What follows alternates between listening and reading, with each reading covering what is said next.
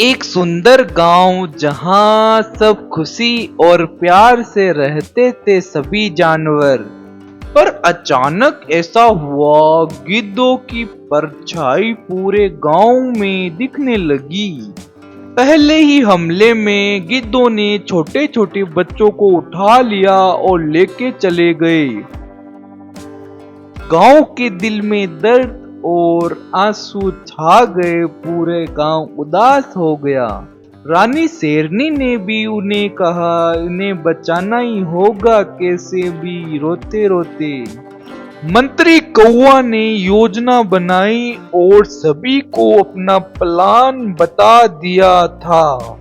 पूरे गांव के जानवर जाल और घटिया तैयार करने लगे। रात को सारा गांव पेरे में खड़ा हुआ और चांदनी छाई हुई थी गांव में। तभी अचानक गिद्ध फिर आए और इस बार शेरनी को उठा के ले गए थे। शेर की दहाड़ सुनकर ही पूरा गांव कांप उठा, इतनी तेज दहाड़ा शेर। मंत्री कौवा को अचानक शेर के दोस्त 10 भालू याद आ गए थे। 10 ताकतवर भालू याद आए जो उन्हें इस मुसीबत से बचा सकते थे। भालुओं को संदेश मिलते ही भालू मदद करने दौड़े चले आए शेर की। सारे गांव ने मिलकर एक बड़ी योजना बनाई और गिद्धों पर हमला करने का विचार बनाया था। विदाई में गांव वालों ने गांव को बाय किया और हंसी से निकले। सेना नदी पार करती और धीरे धीरे पहाड़ चढ़ती हुई गिद्धों की गुफा तक पहुंची। बाहर ही कई युद्ध छिड़ चुका था और कई गिद्ध फंस चुके थे जाल में। पर रानी उस गुफा में अंदर कैद थी और सभी को दिखाई नहीं दे रही थी।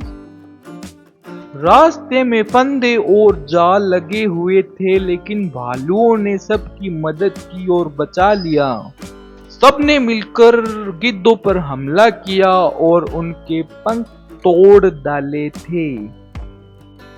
तभी गुफा में बंदी हुई शेरनी को कौवा मंत्री ने खोल ही लिया था। तभी गिद्ध नेता ने जोर से चिल्लाया था, हम हार नहीं मानेंगे इन लोगों से।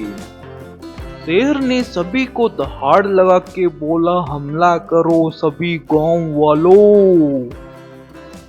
भीषण युद्ध में गिद्ध हार गए और सभी गांव वाले जीत गए थे।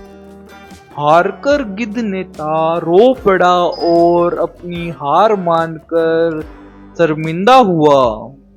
रानी शेरनी ने गिद्धों को कह दिया था कि बच्चों को अब की बार कोई लेके नहीं जाएगा। गिद्ध नेता ने सिर झुकाकर वादा किया कि हम कभी बच्चों को नहीं खाएंगे, ना उठा के लाएंगे। गांव लौटते समय सभी ने शांति की सांस ली और सभी ने हंसी जताई। गांव पहुंचते ही उत्सव मनाया और सभी गांव वाले जानवरों ने मिलकर सभी ने खुशी जताई। बच्चों को कहानी सुनाई गई और ऐसा बोला गया कि एकता में ही शक्ति होती है। कौवा मंत्री ने एक बड़ा मीनार तैयार किया पहरे के लिए, जिसमें पहरा दे सके। भालू बच्चों को खेल ही खेल में ताकतवर कई तरीके बताने लगे ताकि बच्चे बच सके। दूर चट्टानों पर अब गिद्ध सिर्फ मरे हुए जानवरों को ही खाते, ना कि जिंदा को। राजा शेर ने अपने दोस्तों भालुओं को शेर पदक दिया और सभी को खुशी जताई।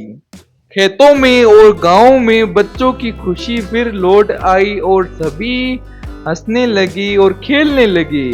सारे गांव वालों ने शपथ ली कि हम अपने गांव की रक्षा ईमानदारी से करेंगे। शेर राजा अपने सिंहासन पे बैठे रानी के साथ। इससे यही सीख मिलती है कि एकता में शक्ति होती है हमेशा। ऐसे ही इंटरेस्टिंग वीडियो को देखने के लिए जून टीवी कहानियां को सब्सक्राइब और लाइक करना ना भूलें दोस्तों।